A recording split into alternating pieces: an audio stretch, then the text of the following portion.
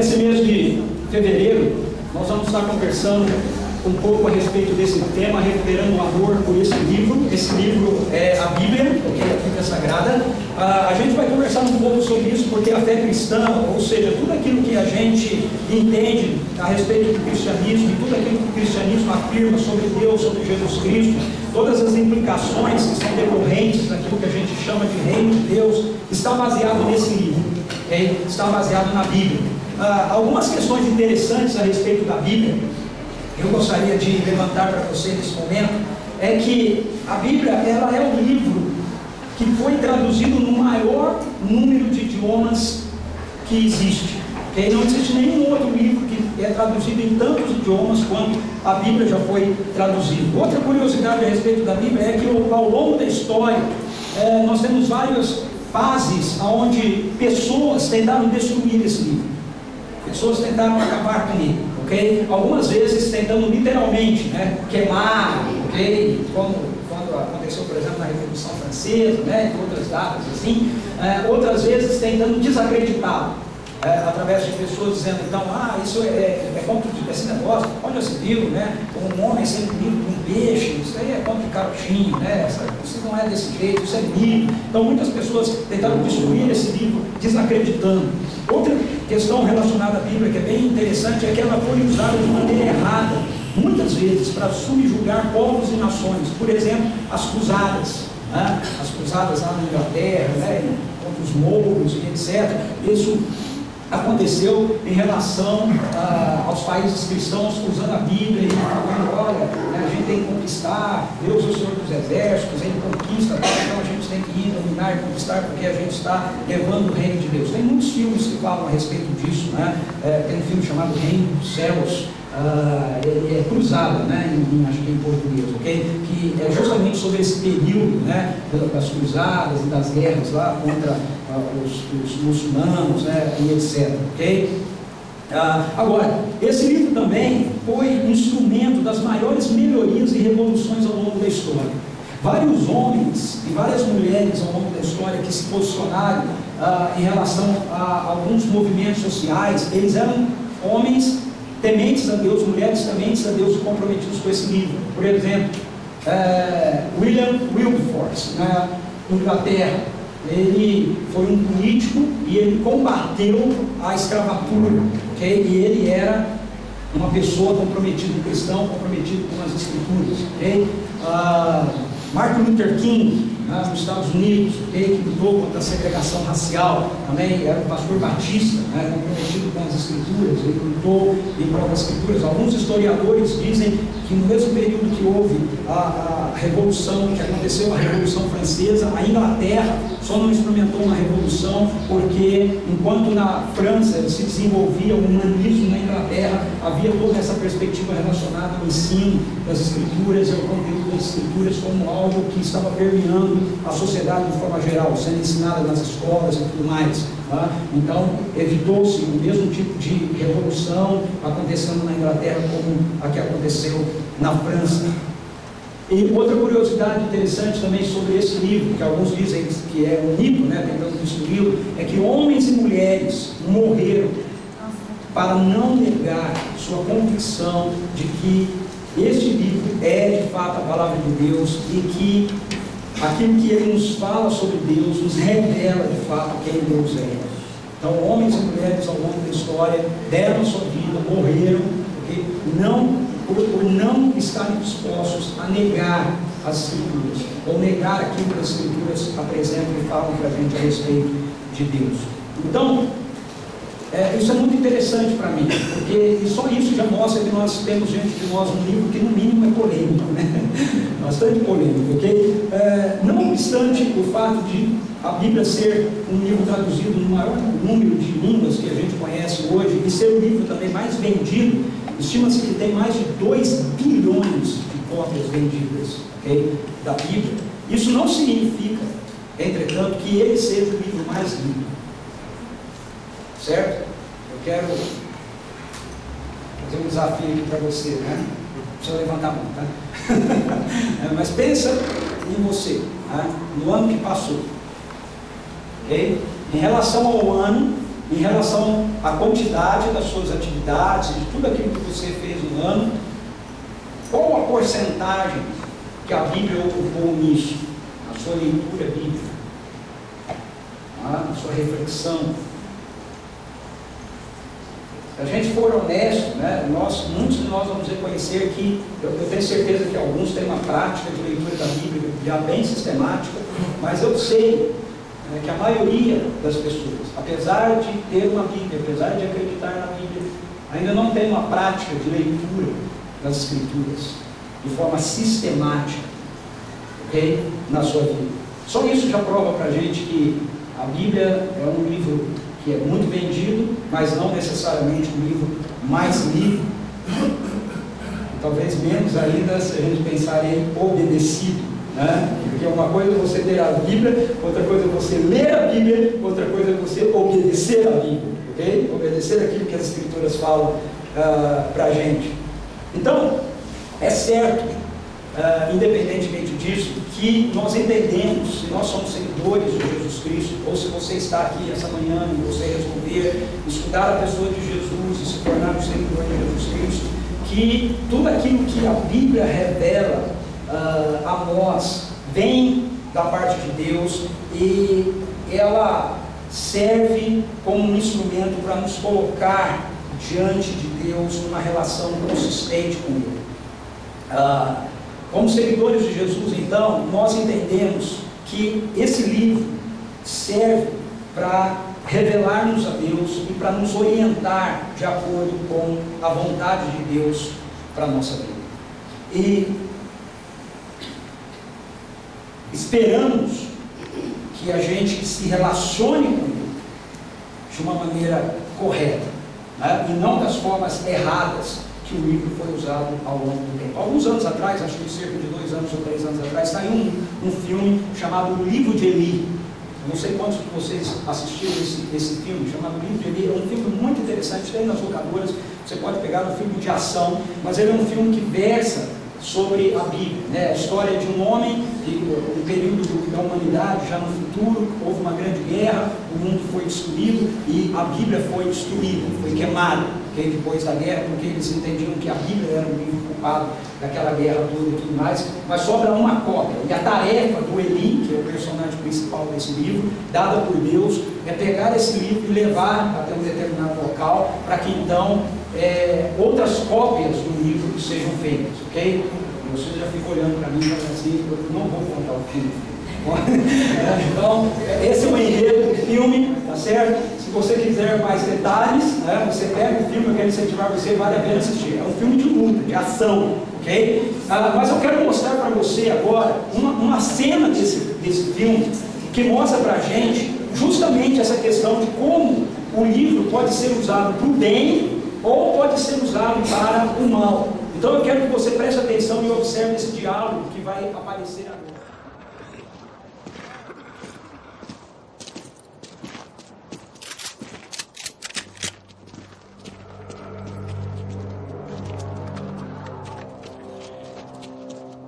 Essa coisa está carregada?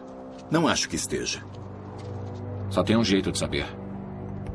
Escuta, eu preciso desse livro.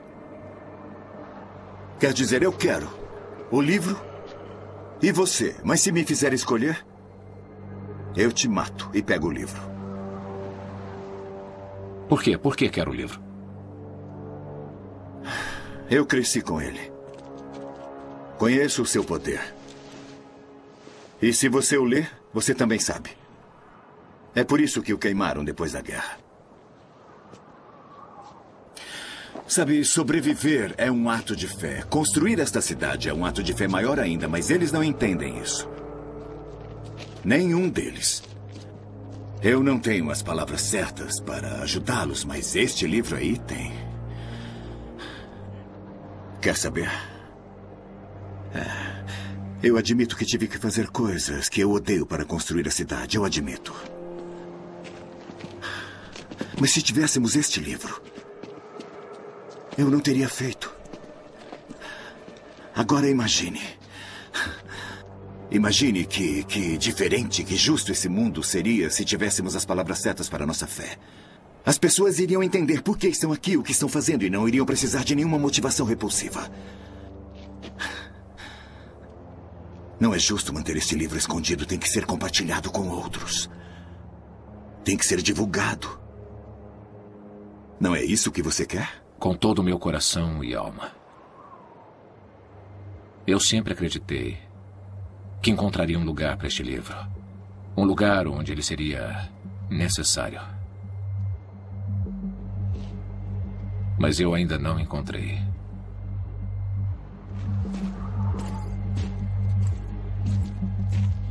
Adoro esse cara. Ele tá indo embora? Tá. Adoro esse cara. Droga. Você lavou as suas mãos sujas. 2 vezes. Com seu sabão. Reúna os homens. Vamos atrás dele. Por causa de um livro. Não é um livro qualquer! É uma arma! Uma arma apontada diretamente para os corações e mentes dos fracos e desesperados. Vai nos dar controle sobre eles. Se nós formos dirigir mais do que uma cidade pequena, temos que tê-lo. Pessoas virão de todo lugar. Elas farão exatamente o que eu disser, se as palavras forem do livro. Isso já aconteceu. E vai acontecer de novo. Nós só precisamos daquele livro. Eu acho que essa cena do filme mostra bem essa questão que eu acabei de apresentar aqui para vocês. Né? O Eli, ele entende o que a Bíblia é e ele quer usar a Bíblia, ele tem uma missão e ele quer usar a Bíblia da forma correta. E esse outro, que é o vilão da história, ele também conheceu a Bíblia e ele quer usar o livro porque ele entende que através do livro ele vai conseguir manipular a mente e o coração de muitas pessoas. E a gente vê isso acontecendo hoje em dia, na história. Muitas pessoas. E a gente vê isso acontecendo ao longo da história também. Então, ao longo dessa série, nós vamos examinar a Bíblia. Okay? Essa é a nossa ideia. Nós vamos examinar a Bíblia. Que livro é este? Que livro é este? Ele merece mesmo confiança? A gente realmente pode acreditar nele? Como é que nós podemos saber que ele foi mesmo escrito por Deus? A gente diz, as pessoas dizem, eu digo, eu afirmo isso, ele é a palavra de Deus. Como nós podemos saber que ele de fato foi um livro escrito por Deus? Em que sentido é que ele faz diferença? Ou deve fazer diferença no nosso livro? Nós vamos examinar essas questões aí a fim de entendermos a Bíblia e de recuperarmos ou então construirmos o nosso amor por ela, okay? O nosso amor por este livro. E nós vamos começar averiguando que livro é este, okay? Sobre o que a Bíblia trata. E para a gente falar disso, vamos começar vendo sobre o que a Bíblia não é, okay? Sobre o que a Bíblia não é. Vamos começar pontuando então algumas questões que algumas vezes as pessoas querem encontrar na Bíblia, mas na verdade não encontram. E não encontram porque não é o objetivo da Bíblia essas questões, ok? Eu quero começar por aí porque sempre há muita confusão sobre o que a Bíblia trata e sobre o que nós deveríamos, ou algumas pessoas esperam que deveriam encontrar nela, ok? Então vamos começar por aí. Primeiro, a Bíblia não é um livro sobre ciências. Okay? A Bíblia não é um livro sobre ciências. Muitas pessoas querem usar a Bíblia ou procuram atacar a Bíblia na perspectiva científica. Alguns cristãos, por exemplo, tentam usar a Bíblia para argumentar contra o evolucionismo, apontando que Gênesis capítulo 1 fala a respeito da criação de Deus, que foi feita em 6 dias. Então a Bíblia diz que Deus criou o mundo em 6 dias. Então esse negócio do evolucionismo não pode ser assim, porque eu não estou pensando no evolucionismo aqui darwiniano no sentido de transformação de espécies, ok? Uma espécie que vai virando outra. Não, evolucionismo no sentido do desenvolvimento do mundo, das coisas e etc e tal, ok? Então não cabe, né? E algumas pessoas tentam usar, então cristãos bem intencionados, inclusive líderes, pastores, tem bíblias comentadas que você pega lá em Gênesis capítulo 1, comentário do cara que escreveu, diz, olha, quando você lê Gênesis, o mundo foi criado em 6 dias de 24 horas literais. Tá? Como nós marcamos 24 horas? Como nós marcamos 24 horas? Como nós marcamos o nosso tempo? Sol, não é o Sol que marca o nosso tempo? Sol, Lua, o Sol nasce, o Sol desce, Sol, né? Então, o pôr do Sol e o nascer do Sol demarcam um dia de 24 horas. Se você for na Bíblia e ler, você vai ver que o Sol foi criado no quarto dia. Então, como é que a gente faz com 24 horas no primeiro dia, no segundo dia e no terceiro dia da criação? Ok? Veja, eu não estou aqui advogando que não foi criado, eu só estou mostrando que não é o objetivo do escritor de Gênesis capítulo 1 escrever para a gente uma prova científica de que o mundo foi criado em 6 dias de 24 horas. Não é esse o objetivo, certo? Então, se não é esse o objetivo do escritor, não deve ser esse também o nosso objetivo. A gente não pode ficar tentando usar a Bíblia para dar respostas à ciência, porque a Bíblia não é um livro sobre ciência, ela não trata sobre isso. Outros, por exemplo, tentam usar figuras da Bíblia para relacionar aos dinossauros.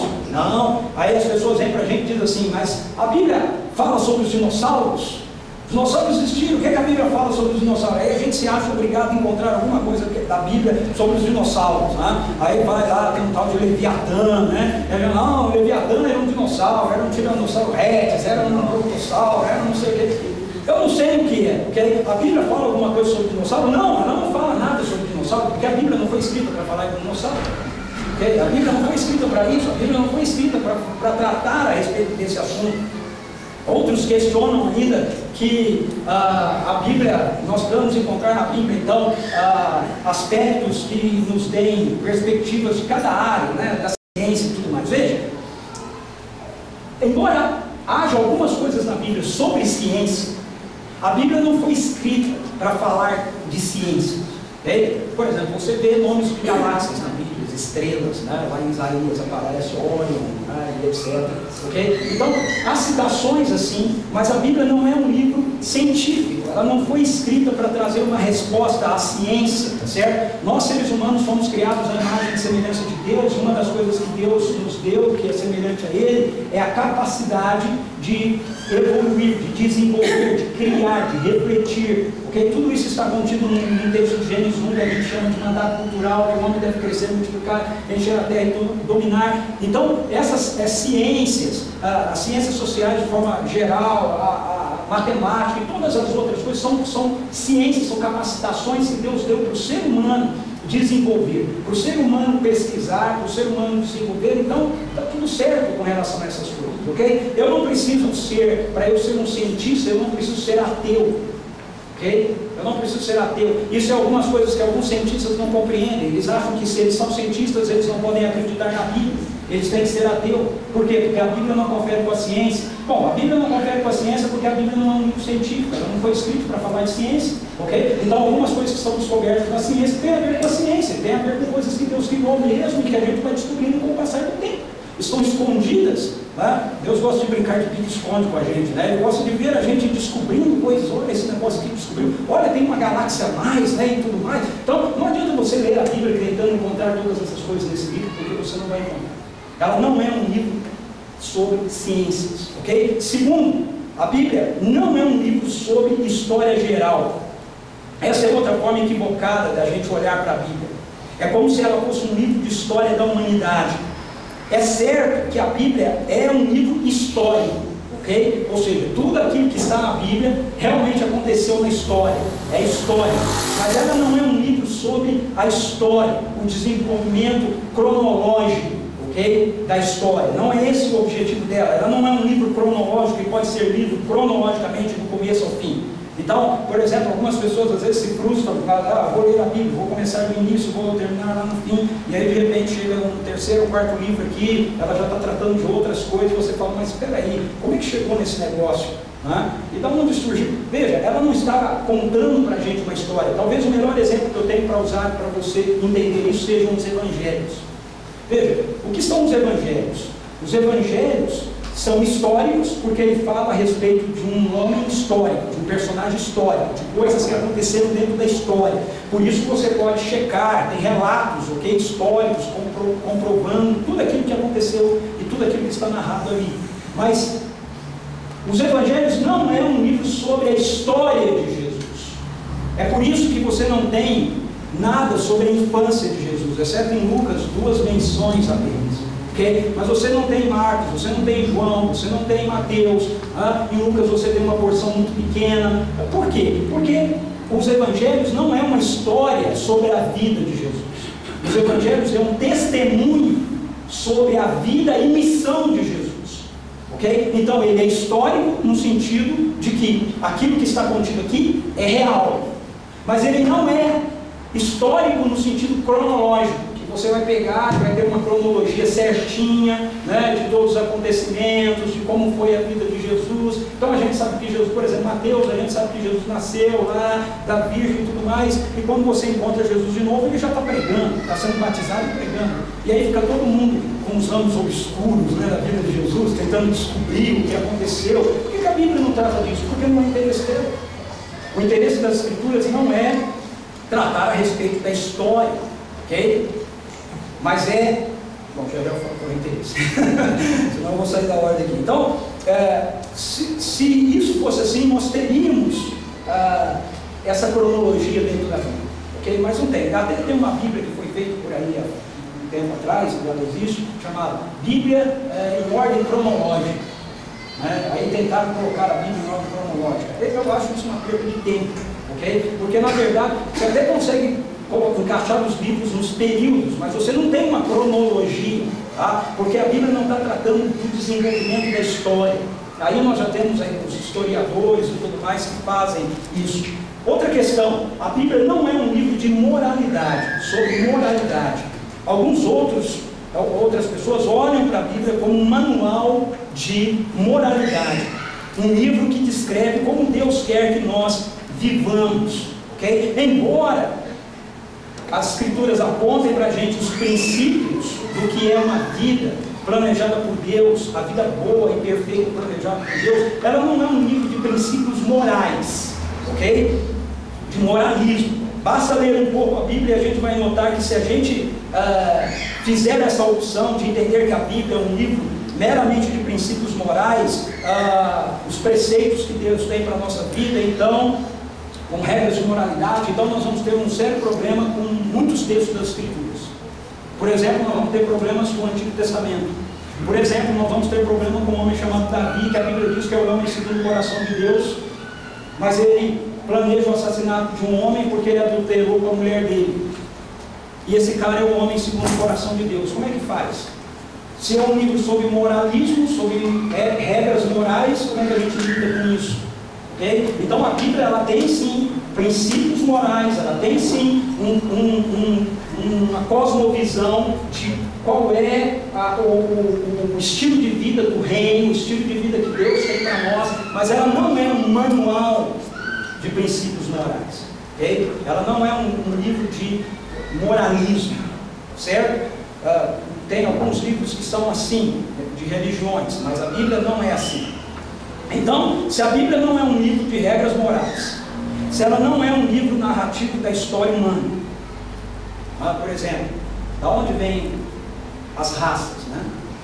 A Bíblia fala lá sobre a confusão de línguas e o povo saiu, e a gente entende por esse texto que aí se formaram as raças, mas a Bíblia não fala nada sobre como é que nós temos toda essa diversidade, né? De cores, de tonalidades, etc. A única coisa que nos ajuda é entender línguas, né? Tem uma confusão das línguas, mas a diferença que a gente tem, se todo mundo vem da mesma raiz, a Bíblia não fala nada disso para a gente. De novo, por quê? Ela não quer tratar disso, ok? Nós temos a ciência, nós temos cientistas, nós temos tudo isso que explica isso para a gente. O objetivo dela não é esse. Então por que ela fala da confusão de línguas? Ela fala da confusão de línguas porque em Gênesis capítulo 12 ela quer contar para a gente, começar a contar para a gente o processo da restauração de Deus, ok? Entre todas as coisas. Então, se ela não é um livro assim de narrativa da história humana, e se ela não é um livro para fundamentar argumentos científicos, que tipo de livro a Bíblia é?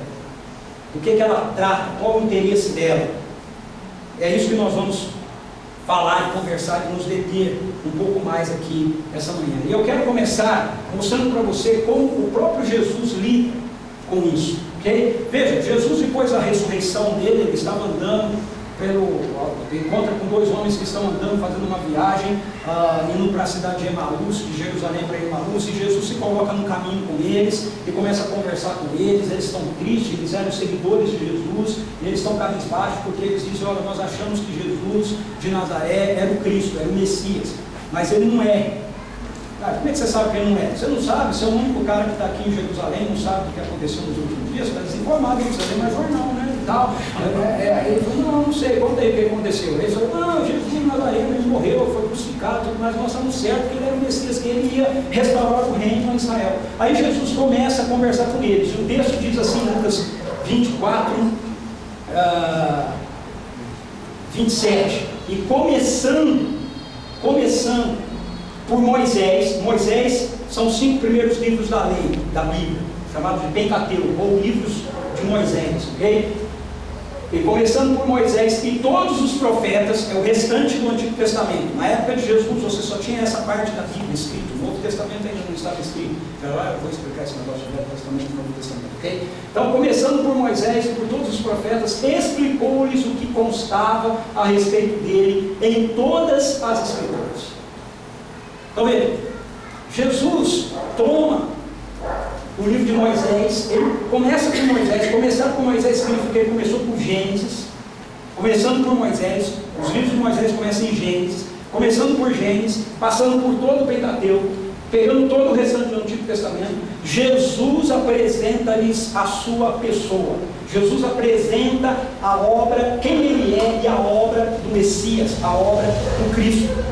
Então, assim como todo e qualquer outro livro, a Bíblia também tem um tema central através do qual o seu enredo vai ser desenvolvido. Não é assim que todo livro é escrito.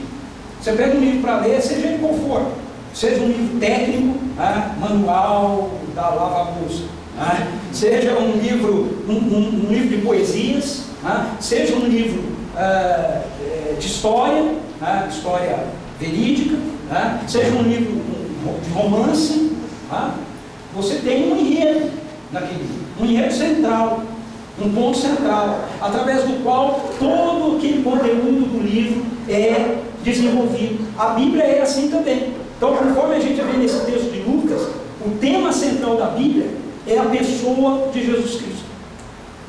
Ele é o tema central da Bíblia. Por que a Bíblia existe? Para que ela foi escrita?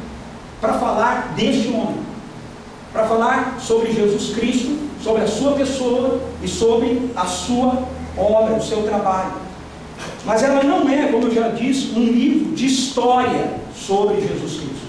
Ela é uma espécie de narrativa que testemunha sobre quem Jesus Cristo é. Uma narrativa que mostra para a gente o lugar que Jesus ocupa naquilo que a gente chama de história da redenção ou do plano de salvação. Então, quando nós começamos a ler a Bíblia, nós vamos perceber que toda a Bíblia está relacionada a esse tema específico que gira em torno da pessoa de Jesus Cristo. Ela explica para a gente, então, o contexto que cria o clímax e aponta o porquê que Jesus Cristo veio, porquê que ele existe, porquê que ele entrou na nossa vida, na nossa história. Dentro desse aspecto, dois pontos importantes, dentro desse ponto, dois aspectos importantes quanto à estrutura da Bíblia, que a gente precisa saber para podermos entendê-la melhor, é que ela é um livro com vários livros dentro. Okay? Esse é um aspecto que você precisa saber da Bíblia, para quando você ler a Bíblia, você entender ela melhor. Esse livro é uma biblioteca. A palavra Bíblia, certo? Significa biblioteca, certo? Biblos, do grego, ok? Biblioteca. Então ela é um livro com muitos livros dentro dela. Ela é um conjunto de livros, certo? Então esse é um aspecto importante. Cada livro, ele é unido ao outro por intermédio, então, desse fio comum que vai fazer a gente entender o que está sendo dito, que é a pessoa e a obra de Jesus Cristo. Então compreenda isso, cada livro da Bíblia é um livro, dentro dela se torna um conjunto de livros, e o fio que liga todos esses livros é a pessoa e a obra de Jesus Cristo. Outro aspecto importante que a gente precisa considerar para entendermos a Bíblia quando a gente a lê, é que ela é dividida em duas grandes seções. A primeira seção nós conhecemos como Antigo Testamento. O Antigo Testamento é tudo aquilo que foi escrito na Bíblia e está na Bíblia antes da encarnação de Jesus. Okay? Então tudo que está na Bíblia antes, que diz respeito antes da encarnação de Jesus, ou seja, antes dos evangelhos, está contido em algo que nós chamamos de Antigo Testamento. Okay? É todo o conjunto então daquilo que aponta para a vinda do Messias, para a vinda de Jesus. Tá? O Antigo Testamento ele cria o cenário para a gente entender o porquê. Por que então que a Bíblia fala para a gente sobre a criação do mundo? Não é para dizer para a gente, não é para nos dar ferramentas para combater, né, a ciência, que às vezes descobre, a Terra tem bilhões de anos, né? Não, foi criada em 24 horas, só pode ter 5.000 anos. Ela não foi, Gênesis 1 não foi escrito para isso. Gênesis 1 foi escrito para mostrar para a gente que existe um Deus que é eterno, e que Ele é o Criador de todas as coisas, e Ele criou todas as coisas boas e perfeitas, okay? E aquilo que é bom e perfeito que foi criado por Ele, de alguma forma foi estragado, contaminado. Isso então dá para a gente o cenário do porquê que Jesus vem para o mundo, certo? Então a intenção de Gênesis 1, Gênesis 2 é mostrar para a gente como deveria ser, e assim também é todo o restante da história do Antigo Testamento, dos livros do Antigo Testamento. Ele vai contar para a gente a história relacionada à humanidade, ou mais especificamente relacionada à nação de Israel. Por quê? Porque é a nação através da qual Jesus Cristo encarna, entra na história. O segundo conjunto de livros, então, está no que nós chamamos de Novo Testamento. Então, a segunda parte da Bíblia é o Novo Testamento, que é composto por todos os livros que falam da encarnação de Jesus e do desdobramento da vida depois da encarnação de Jesus, que são as epístolas, o livro de Atos, que é um livro da história, de como a vida continua depois que Jesus vem fazer esse presente através do seu Espírito e tudo mais. Nesse aqui, nós temos 39 livros. Nesse aqui, nós temos 27 livros. Ok? Domingo que vem, nós vamos falar de... mas falta 7, nós vamos falar deles no domingo que vem, ok? Os chamados apócrifos. Mas por enquanto é importante você saber a respeito disso. Com essas informações então em mente, nós notaremos que a Bíblia é dividida, portanto, em 3 grandes partes. O livro não é dividido?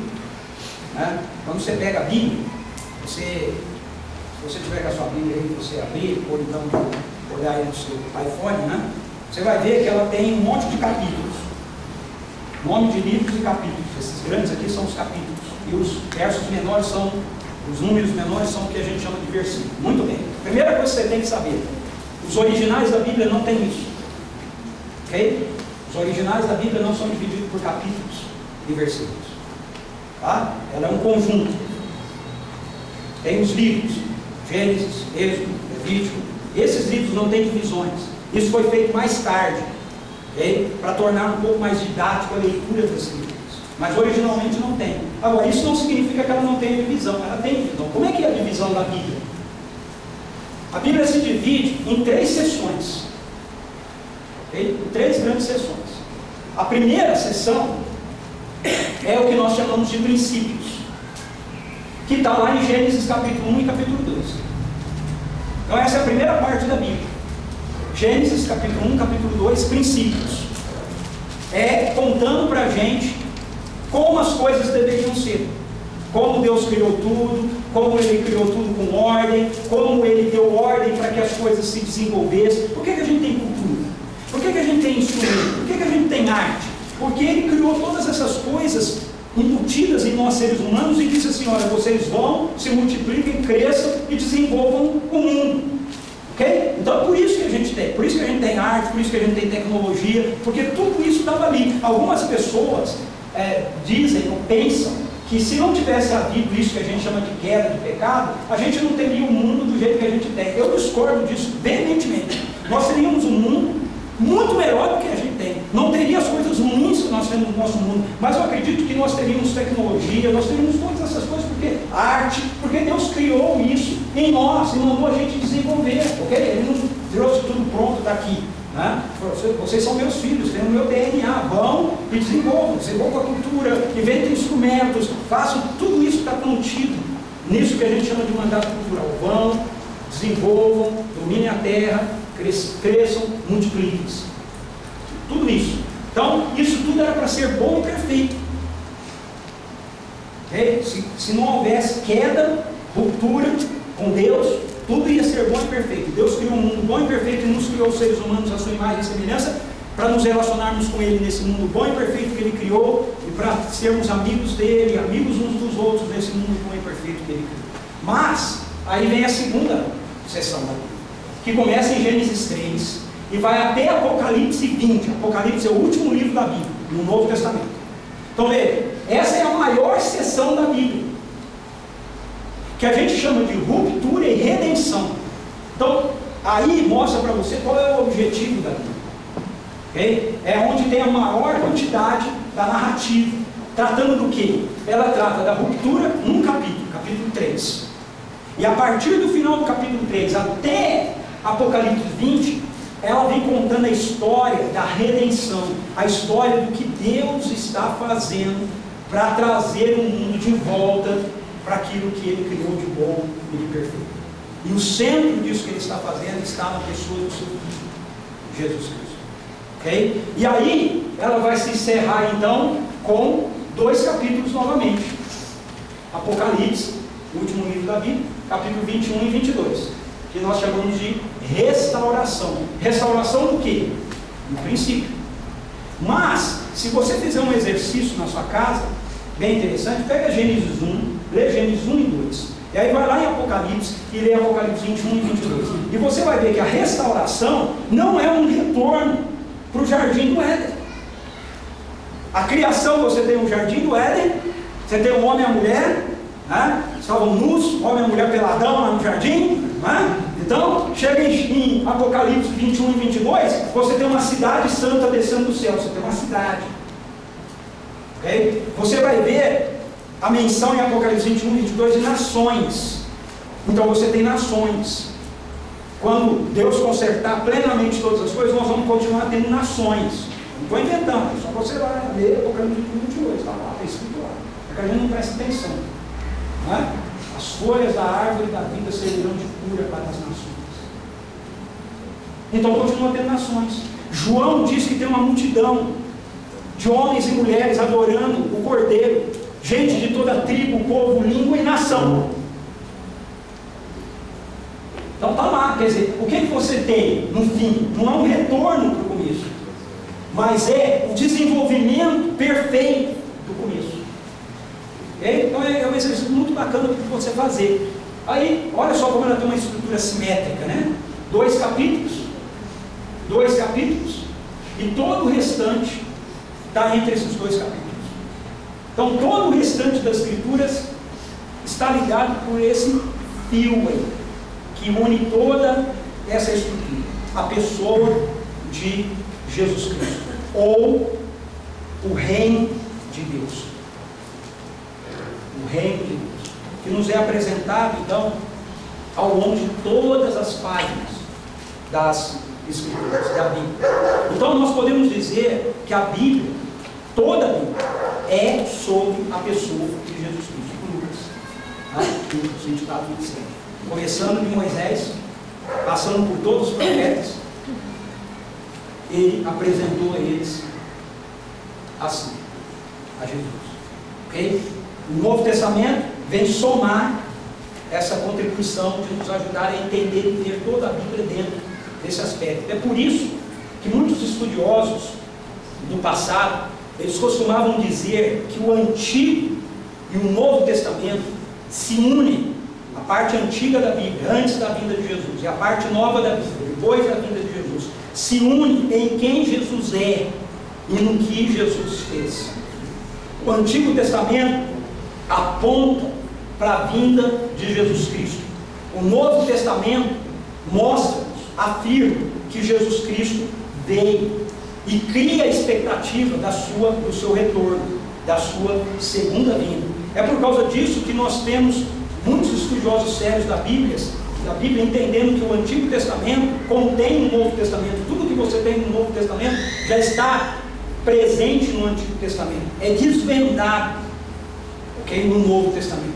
Então o Antigo Testamento contém o Novo Testamento e o Novo Testamento explica o Antigo Testamento. Você vai pegar, se você começar a ler a Bíblia, por exemplo, você vai chegar num livro de Moisés, um Pentateuco chamado Levíticos. Levítico é daquele livro assim, você tem que tomar engole, né, para ler, né? Tomar engole, né? O Levítico é um livro sobre os sacrifícios, são as regras do Antigo Testamento dadas por Moisés para explicar para o povo de Israel como é que eles tinham que fazer para chegar na presença de Deus. Então tem lá um monte de detalhe. Para pecado tal, você tem que fazer o sacrifício assim, para o outro tal, você faz aquele outro assim. Aí dá todos os detalhes, explica cada um pormenor e etc, etc. E você começa a ler Levíticos e você fala assim, mas gente, o que esse negócio aqui tem a ver? Bom, se você entender que tudo está revelando Jesus, a primeira coisa que você vai entender quando você lê Levíticos, e aí vale a pena ler, viu? É um livro assim que você tem que ter persistência para ler, mas vale a pena ler. É que tudo aqui, todos aqueles sacrifícios, todos eles, cada um deles, com todas as suas diferenças, foram assumidos na cruz por Jesus Cristo.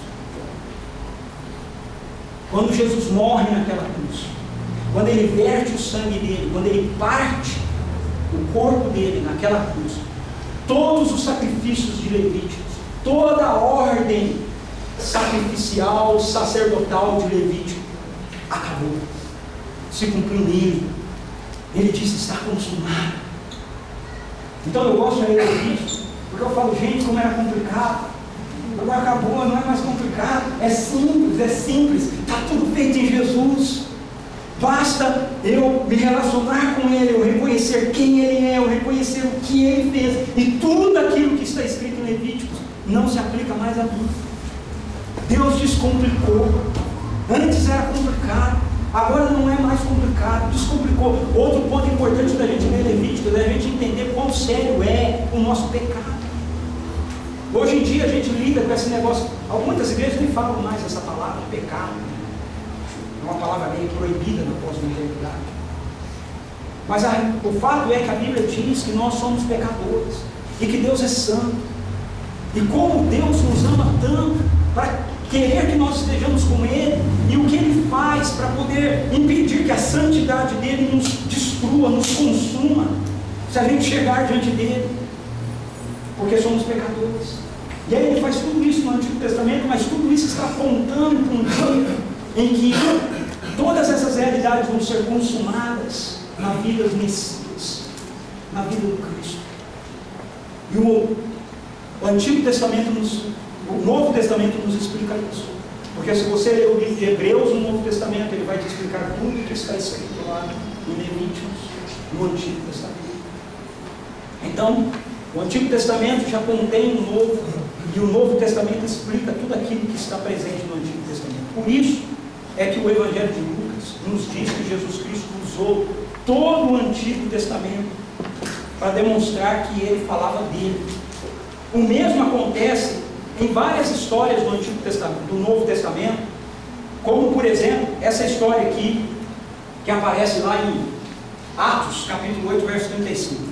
Um homem, que era um diácono lá da igreja de Jerusalém, um líder da igreja de Jerusalém, chamado Filipe, ele estava na cidade de Samaria, compartilhando lá sobre o Messias, sobre Jesus Cristo, e então o Espírito Santo diz para ele, saia daí e vá para um caminho deserto que dá de Jerusalém a Gaza. E Felipe saiu e foi fazer essa viagem. Quando ele chega nesse caminho, vinha uma carruagem com um oficial, um alto oficial da rainha Candace. E aí então, ele está lendo, esse oficial veio a Jerusalém para adorar. Ele é um africano, tá? E ele está lendo o livro do profeta Isaías, capítulo 53 de Isaías, que fala a respeito do servo sofredor. E o Espírito Santo diz para Filipe, aproxima da carruagem.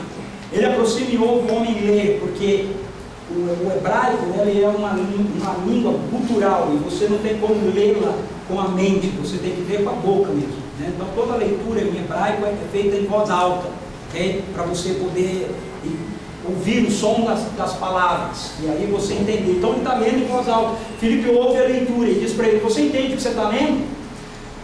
E o homem diz para ele: mas como é que eu vou entender se não há quem me explique? O sujeito está falando de quem? Está falando dele mesmo? Tem outro? Aí o Filipe monta na carruagem, entra na carruagem, e o texto, a gente chega no verso 35, que diz assim: e Filipe, tomando a palavra e iniciando por aquela mesma passagem das Escrituras, Isaías 53, pregou-lhe o Evangelho, Jesus. Essa é uma tradução da Bíblia King James. Tá? Pregou-lhe o Evangelho, Jesus. Agora veja, ele usou essa passagem, começando dessa passagem, ele se utilizou de toda a Escritura para pregar o Evangelho, pregar Jesus.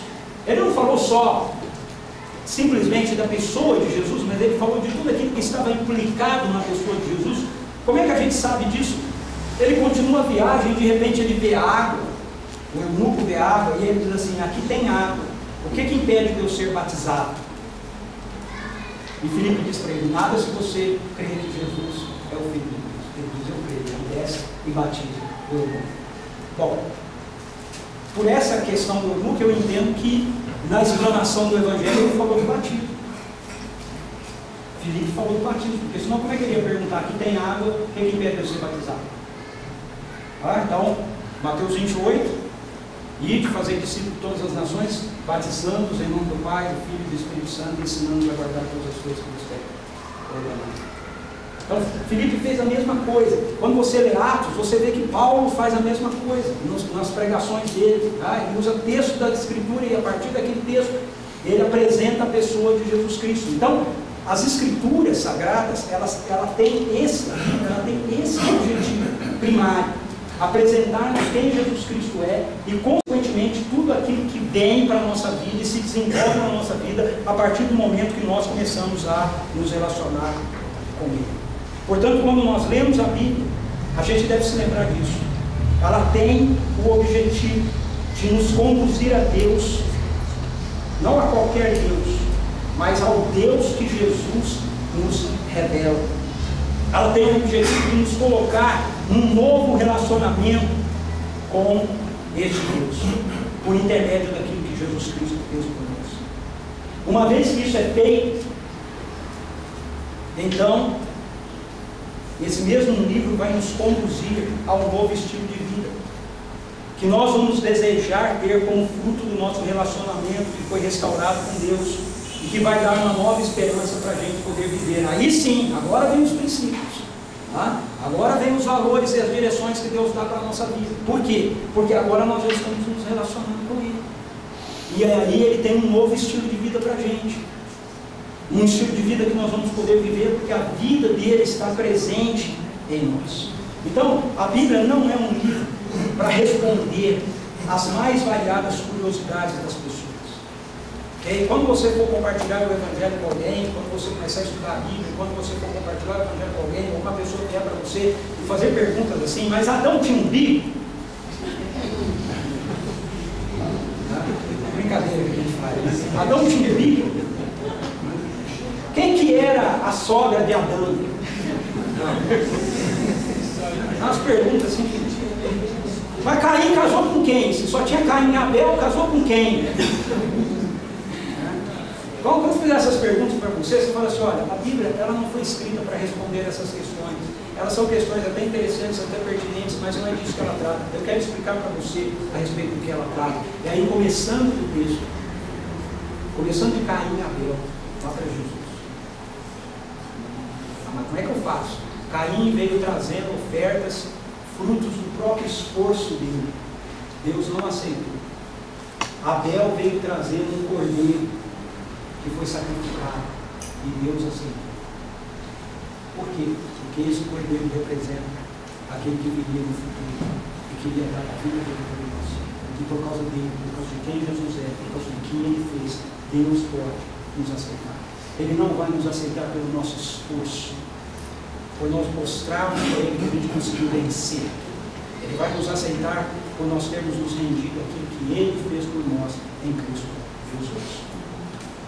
Então, quando você estiver lendo a Bíblia, para você pense nisso, como isso me dirige a Jesus, como isso me conduz a Jesus, como é que isso me faz entender o que Deus fez por mim em Jesus e o que Ele está fazendo na minha vida através de Jesus. Como isso me ensina a viver a minha vida debaixo do governo dele, por intermédio da pessoa de Jesus Cristo. Então, para a gente concluir, para a gente praticar, né? Primeiro, quero desafiar você a orar pedindo a Deus que dê a você amor pela Bíblia. Okay? Peça isso, Deus me dê amor por esse livro.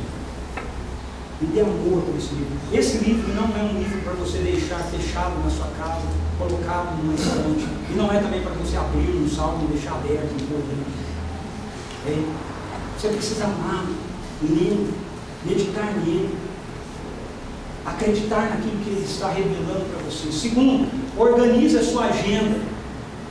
Organize a sua agenda para que você possa ter pelo menos 30 minutos por dia para se dedicar à leitura da Bíblia. Talvez você olhe e fale, nossa, não é possível, Ricardo está mal, você não sabe como é que é a minha agenda. Eu tenho aprendido ao longo da minha vida o seguinte: aquilo que eu amo, eu arrumo tempo.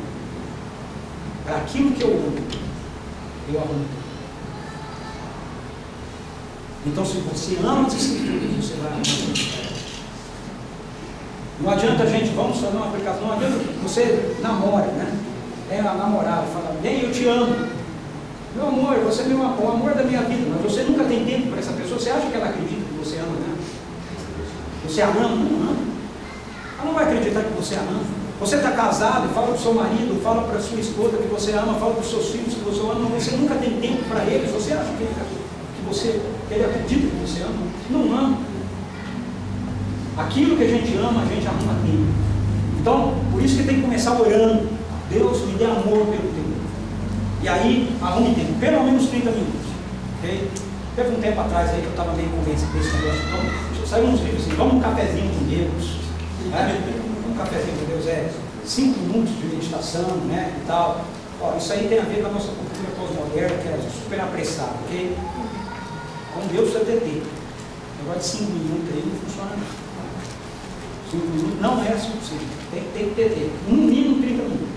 Ok? Comece. Mas. Aí vai praticando. Mesmo que você não consiga ler todo dia, faz um dia, não faz mal. Organize sua agenda para isso. Terceiro, elabore um diário de leitura para que você possa anotar o que Deus está falando com você através da Bíblia e suas orações em resposta a isso. Isso tem sido para mim de grande valia. Pega um caderno, uma agenda, sei lá, qualquer coisa assim, entendeu? E registra. Registra o texto que você leu, registra o que veio na sua cabeça sobre aquilo. Não se preocupe se está certo ou errado, ok? Não é essa a preocupação no primeiro momento. O que eu não entendi disso, o que Deus está falando comigo nisso, certo? Registra isso pessoal, ok? Registra uma oração respondendo aquilo. Isso, com o passar do tempo, se transforma num testemunho da ação de Deus na sua vida. Eu tenho N diários disso. E muitas vezes eu pego alguns deles, 2003, 2002, 2000, 2004. Aí eu abro lá e leio um negócio, nossa, olha essa hora, que negócio bacana, Deus tinha falado isso aqui comigo. Rapaz, isso aqui aconteceu, já mudou já. Foi. Também tem alguns lá que falam, 2004 eu estava orando para isso aqui mudar, continua orando até hoje. É uma coisinha difícil essa, né? Então tem coisa que não muda. Você vai ter um retrato da sua relação com Deus, de como caminha, a sua vida está caminhando com Deus. Então tem coisas bem simples, bem práticas, mas eu tenho certeza que bem abençoadoras para vocês. E que ao longo desse mês, enquanto a gente reflete e estuda sobre este livro, Deus realmente faça arder no nosso coração amor por Ele e intensifique a nossa relação com Ele ao longo desse ano. Porque intensificando a relação com esse livro,